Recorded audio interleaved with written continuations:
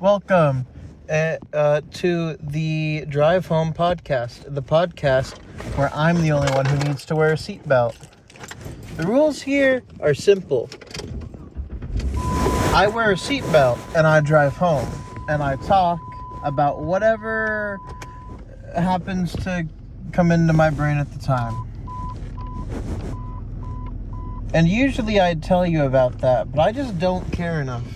If you haven't listened to any other episode, I think I've explained it enough.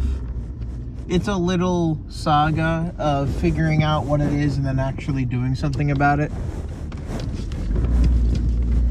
And I just don't have the time or money to have it looked at right now. And while my family is mostly mechanics, honestly, I don't really have time, honestly. So, again, welcome to the Drive Home podcast. Today I got out at 8 o'clock at night. So, I'll just be driving home as per usual, which is basically... that literally was the name of the podcast. That seems stupid. This is the Drive Home podcast, the podcast where I drive home. Yep. For sure. Definitely. I could drive home from other stuff, but usually I don't think I do.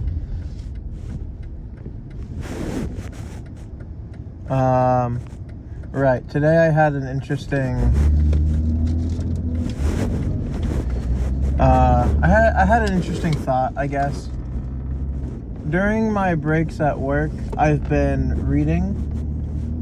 And one of the things I was reading, just to give some context, I guess, it was the Pokémon Black and White manga. I usually just read manga nowadays. I used to read normal books, and I didn't really read comic books, and I do a little bit now, but it's mostly manga, just because, mainly, the only reason I really started getting and reading manga is just because I was tired of waiting for One Punch Man to come out with another season, just in general. And so I just decided, you know what? I love it enough. Why don't I get the manga? And, I'm happy that I did. I haven't really read all the way through One Punch Man because I got distracted. Because around the time I started looking for the One Punch Man books, I also found a couple other series I was interested in. I guess mainly the one that I found at the time was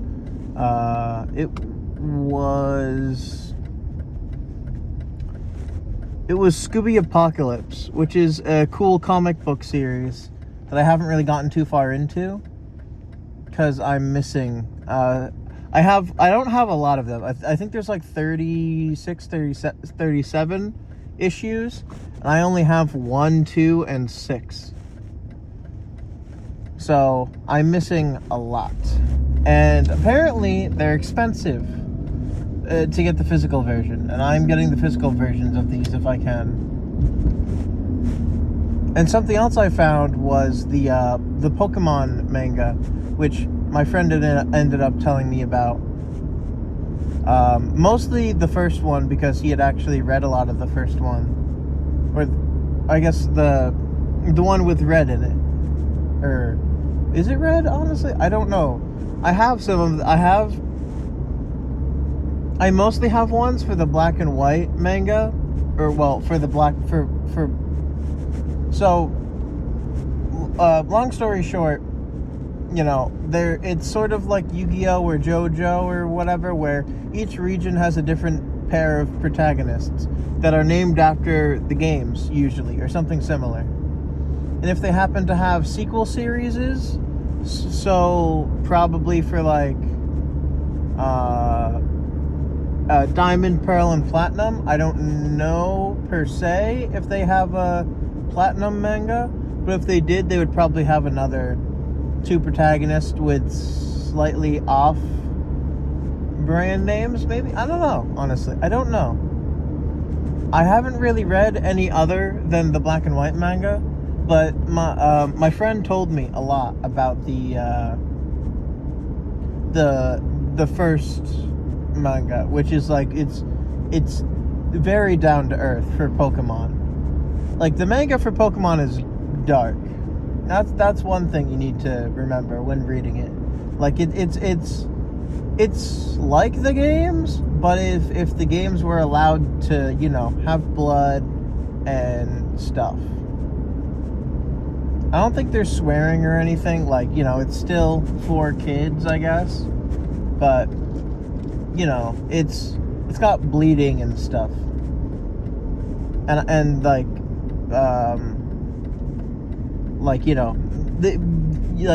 like people can almost die or probably die, and they might even, you might even be able to kill off people, honestly.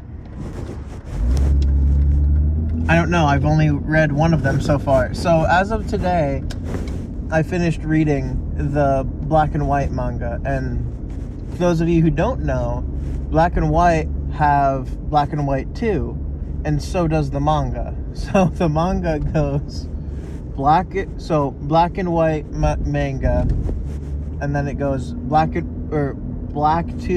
white 2 manga, which is crazy. I can never tell if I'm saying it right or wrong. I think I've said that before, so I'm just going to continue saying it the way I am. But long story short, I read through the last book today. They're not very long books. I just take forever to read.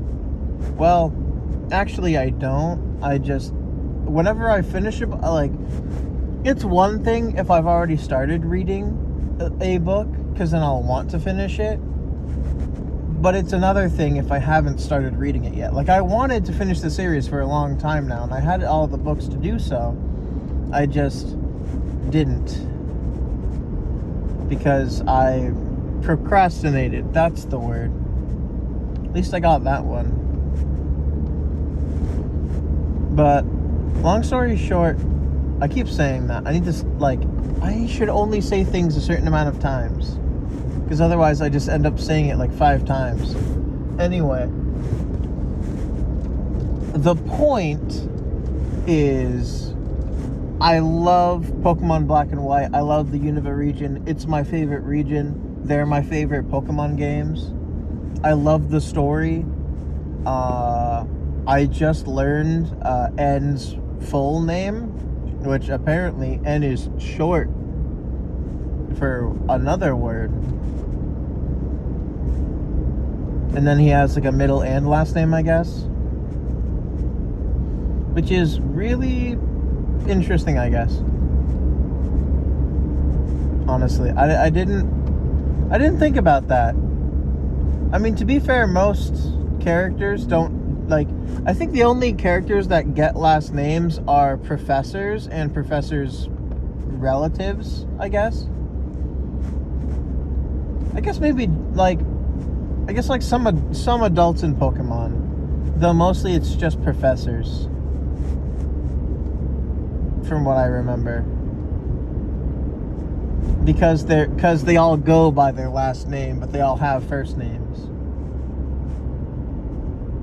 And then, you can say Gary Oak if you're talking about the anime, or I think Blue Oak.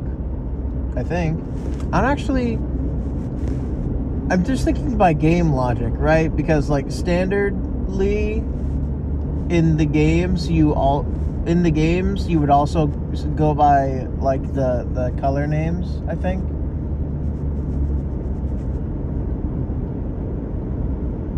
Well, because Gary isn't the same as Blue, because Gary is just the anime watered down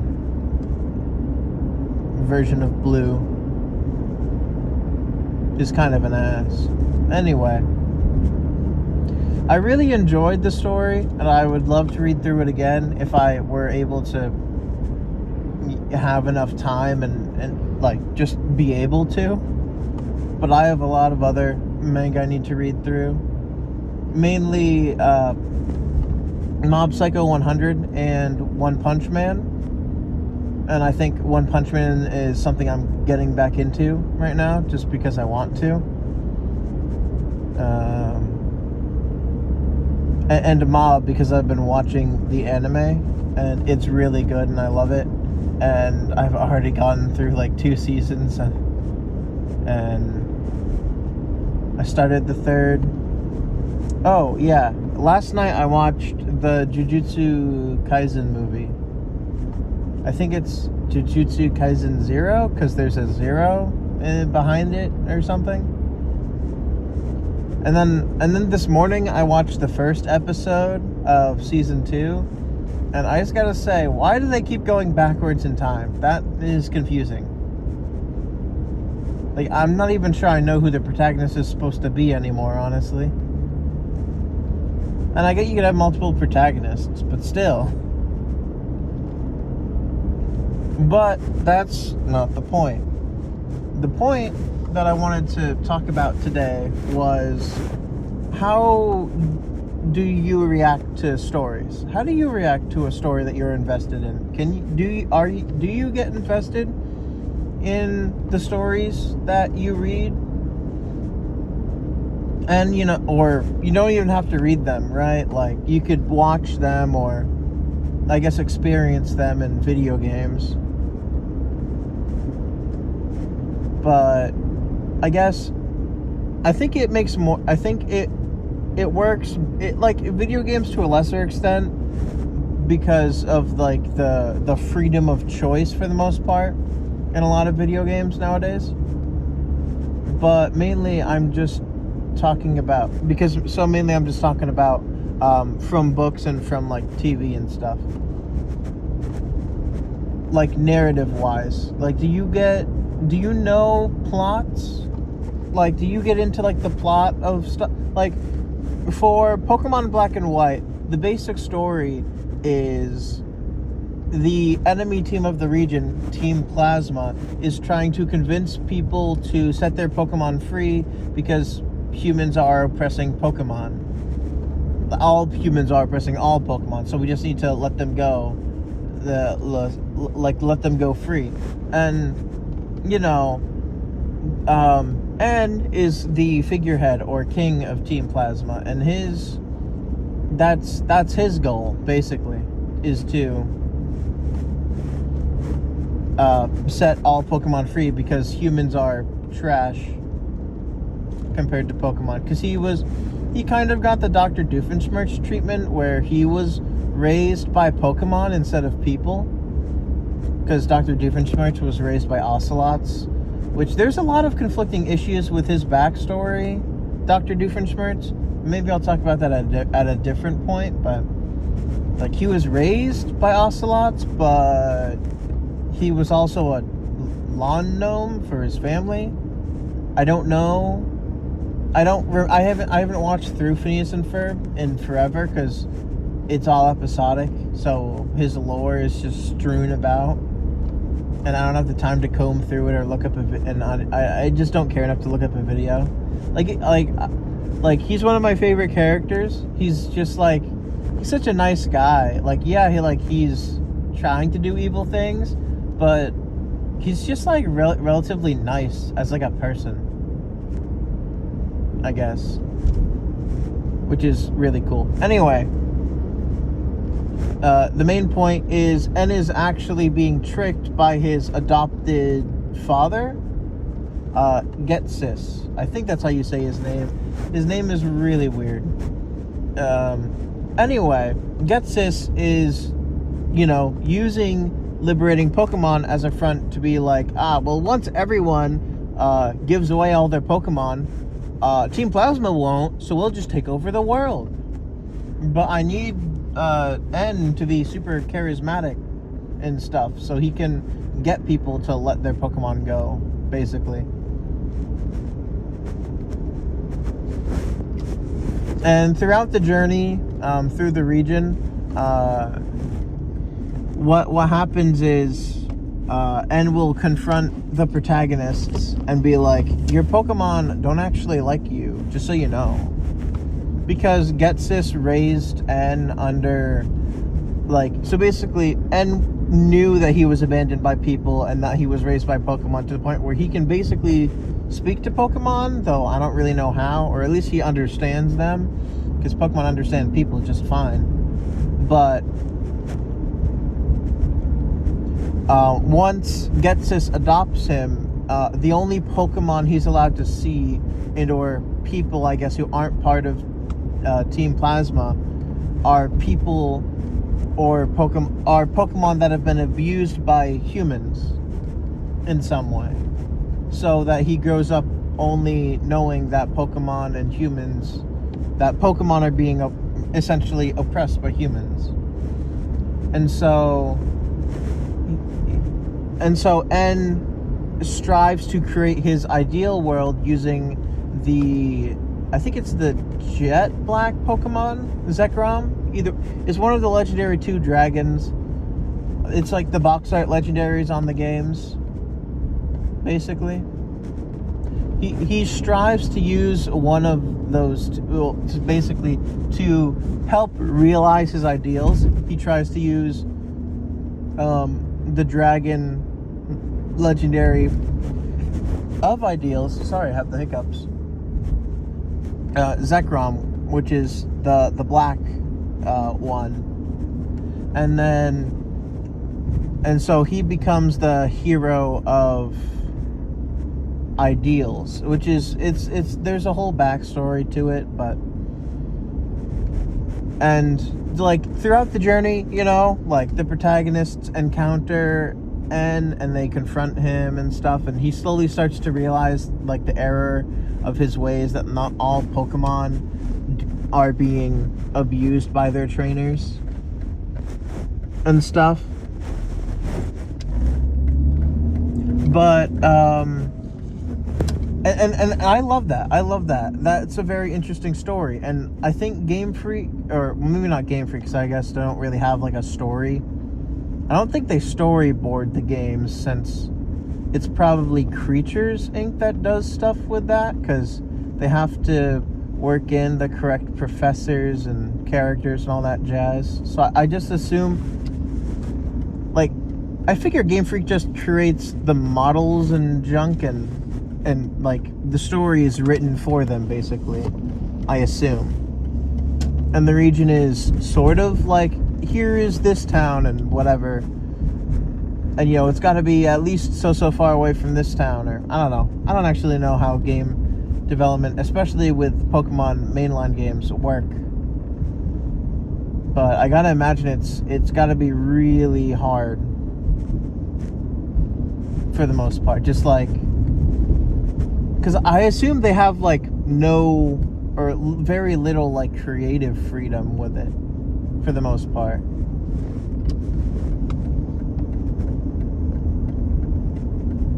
Just because like Pokemon, like the Pokemon aren't made by game, like Pokemon is licensed to make, or Game Freak is licensed by Pokemon or Creatures Inc. or whatever, and or Nintendo, I guess, to like make the Pokemon mainline games and stuff. I think that's how that works. Long story short, you get the truth, or well, the protagonist of our story, Black, which is his normal name, I guess, is Hilbert. It's the male protagonist of that game, and the female protagonist is White, or Hilda.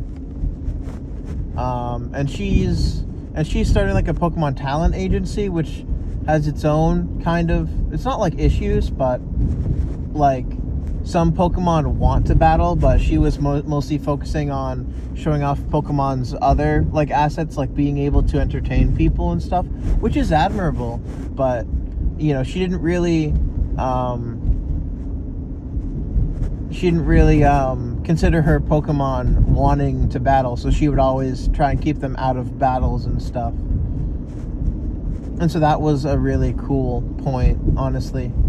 And most of the stuff I'm talking about was in the manga. I mean, like, all the stuff within is, like, canonical, like, throughout, like, basically every iteration. I don't remember the anime too much. I don't think I got to the end of it, the anime wise. A lot of people don't like the black and white anime, but anyone who's seen it has got to admit that the Team Rocket in the Gen 5 anime is really cool during the first half or whatever. And I liked it. I mean, to be fair, I don't dislike a lot of things. There are things that I do dislike, but I think formulaic things I don't care about. Like, as in, I don't dislike them. If I like the formula, it's fine. And as long as, like, the stories, like, because I see Pokemon as, like, we're giving you magical creatures, but we're telling you a story, right? Like the Pokemon are here to grab your attention and stuff. And, you know, for end game content for the games and stuff. But we're telling you a story. That's how I imagine Pokemon is overall. It's there to tell you a story or to teach you a lesson. And a lot of the lessons end up usually being there's a balance between two sides of one coin, basically. And in black and white, it's that, like, you can't, like, it's truth versus ideals. And I really like that conflict. I really liked it. It's super interesting. And I didn't really get to the main point, which was that I always get engrossed in stories that I like. And so when a character gets hurt or dies or something, I feel that. And especially when a story ends, I don't know. It's like I lose a part of myself. Maybe. I don't know. Maybe like I've left a part of myself in that story. If it's memorable enough, I guess. Because, like, you know, if you're in school and you read whatever the teacher tells you to read, it's like, sure, maybe it's like an interesting thing to read, but, like, I didn't really choose this. So unless if it's something that really speaks to me, I'm not gonna care to, like, remember it or anything. So, you know, there's that. But I'm just wondering if other people have this too, where you can get, like, so into a story or a movie or a franchise or a game where once you complete it, finish watching it, finish playing it, whatever, you just kind of have to set it down and I don't want to say go touch grass, because that's not real, but I don't know. Sometimes when I finish completing games or I finish reading something and it's like the series is over, like there might be other stuff like this, but this story in particular is over, I just sit back and I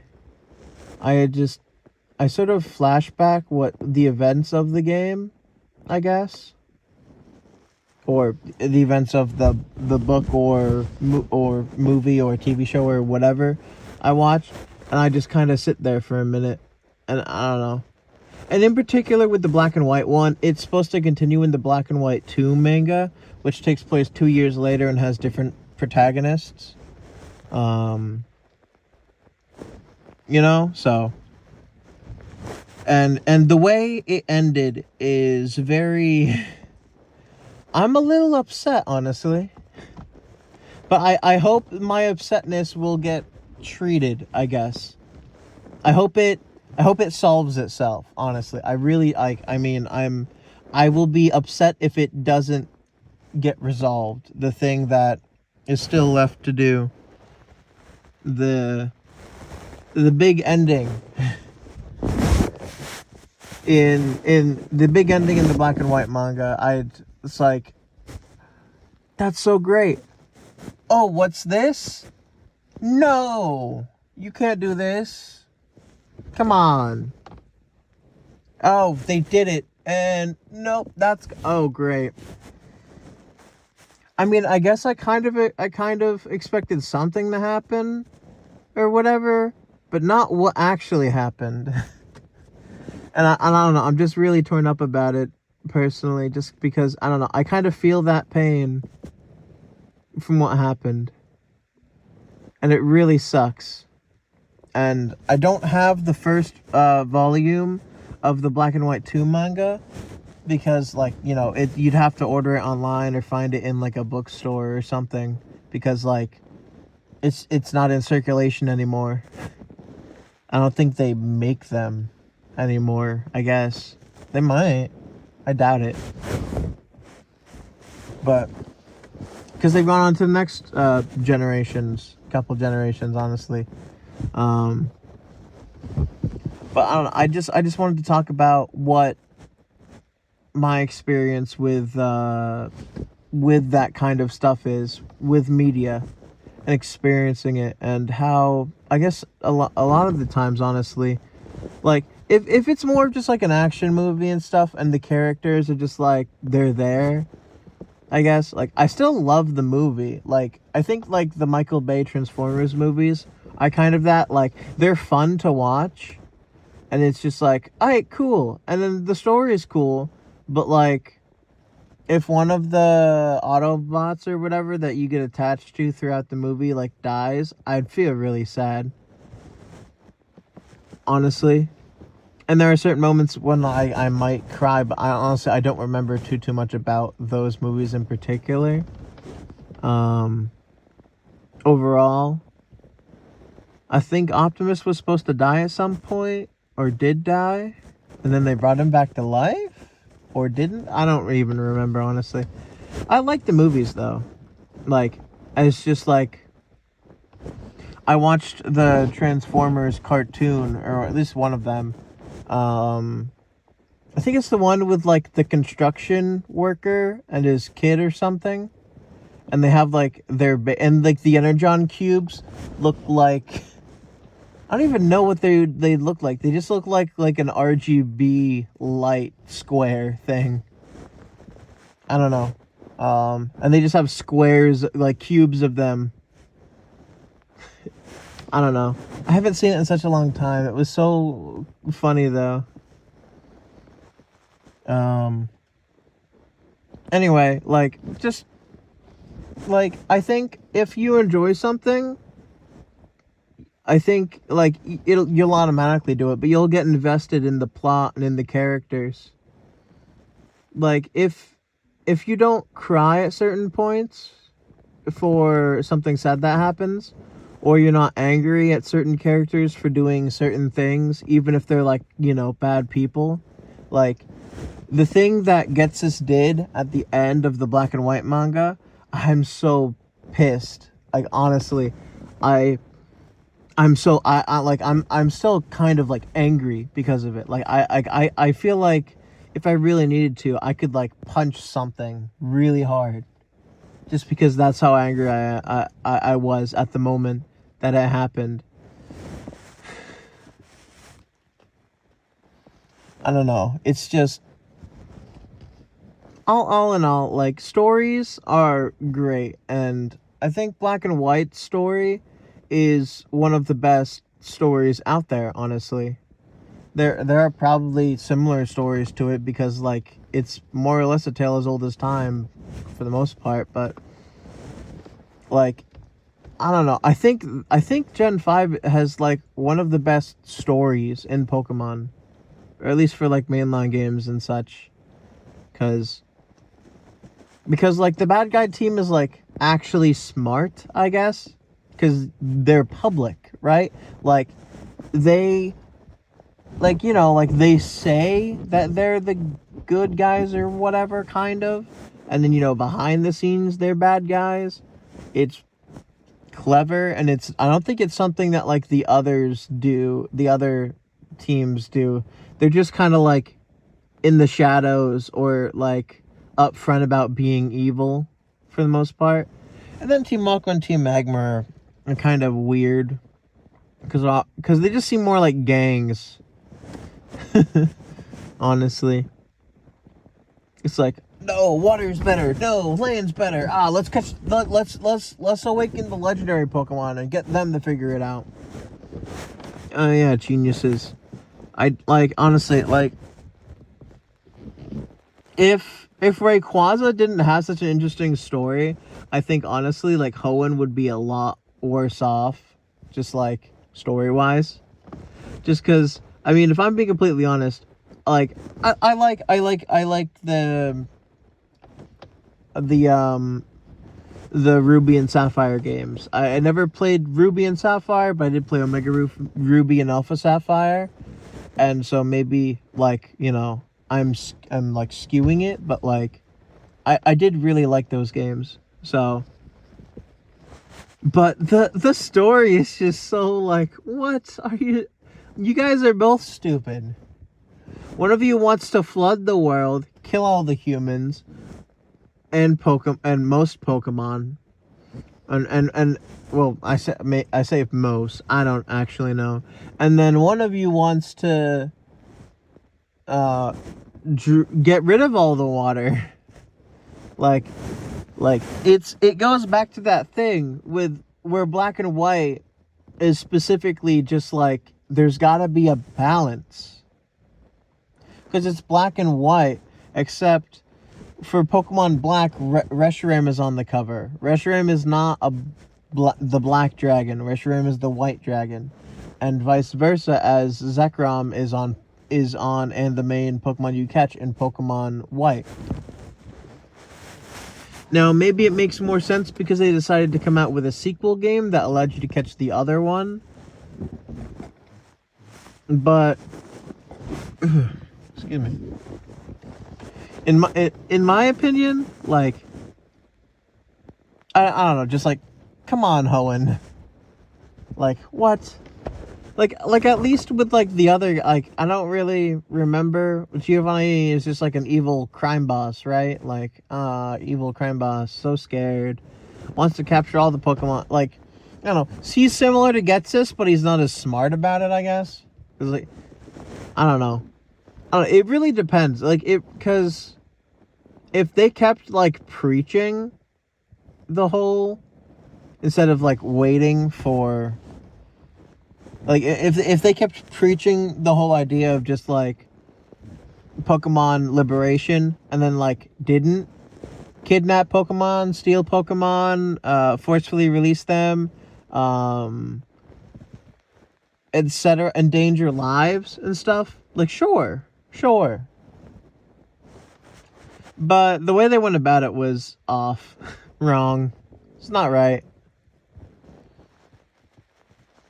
And then, probably because Getsis was super evil, or because N was wanting to hurry up the pace of which he was going to save Pokemon, or liberate them. And N did eventually learn that not all Pokemon are being abused and stuff, and so forcing those Pokemon away from their trainers is not right. But and then I guess it would be 2 years because that's how long the time skip is. But from Black and White to Black and White 2, I think. So in the manga, it's supposed to be 2 years because there was like a thing at the end that was like, oh, to be continued in the Black and White 2 manga. And then after that, it was like, so Black and White 2 manga, it takes place 2 years later, and here are the new protagonists. But since I played both Black and White and Black and White 2, well, I didn't play White 2, I had Black 2. The main point is that when I did play those games, I think N showed. Well, I don't think I know. N showed up at some point during the events of those games. So, if the games are to be believed to be similar enough to the manga story wise, N will show up again.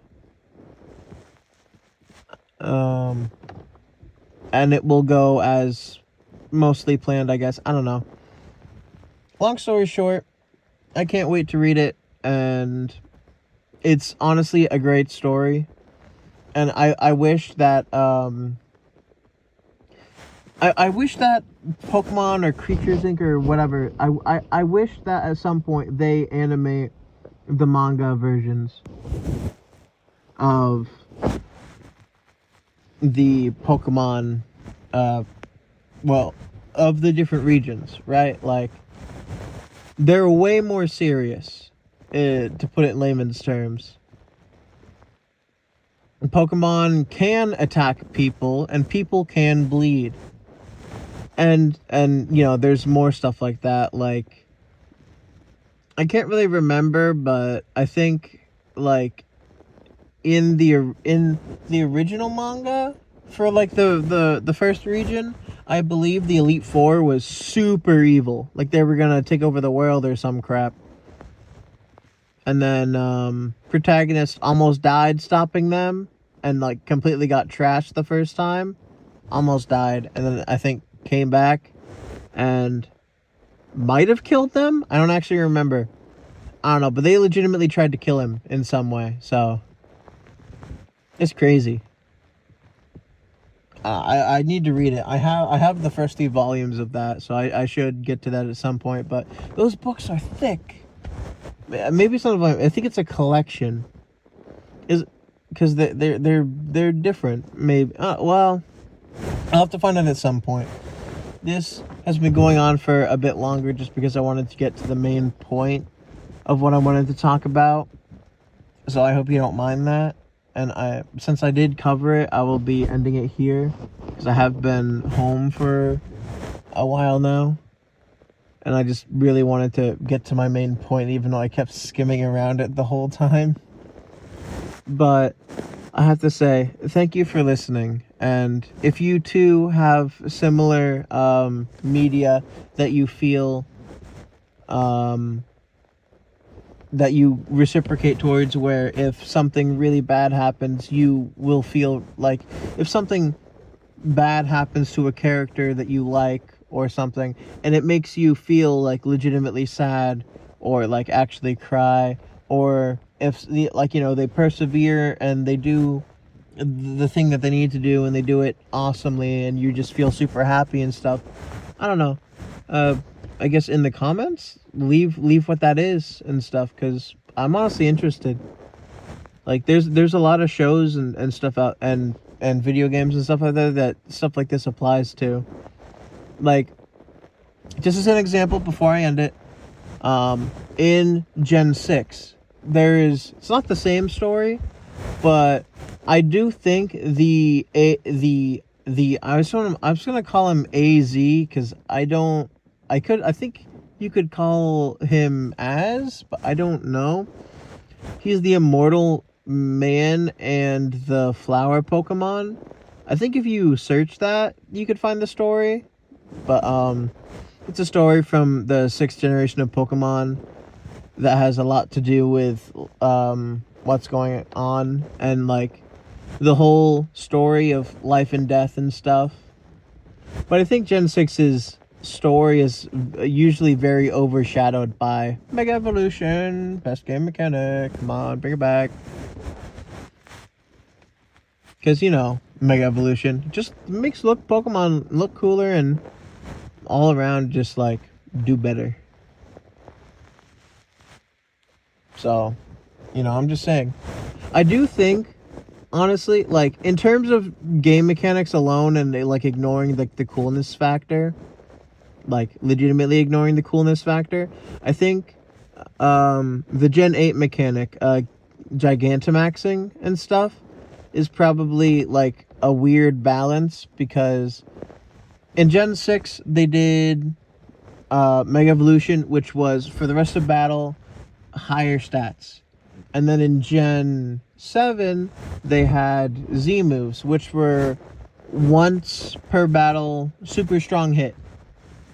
And then in Gen 8 they did Gigantamaxing, which was for 3 turns you get to be super strong or whatever, and double your health, I guess, or something like that. I don't actually know if there's what the multiplier was for that, but your health total increases and your moves are stronger and stuff. So And then, there's terrestrializing now, so I don't know. That one's unique. I'm not gonna really rate it like the others because it does something completely different. And I've been going on about this for too long. I said I was gonna be a short thing, and I kept going. Anyway, sorry about that. I am trying to get better at this, but rambling is something that I tend to do. So, thank you for listening to the Drive Home podcast, and I will talk to you all next time. Bye.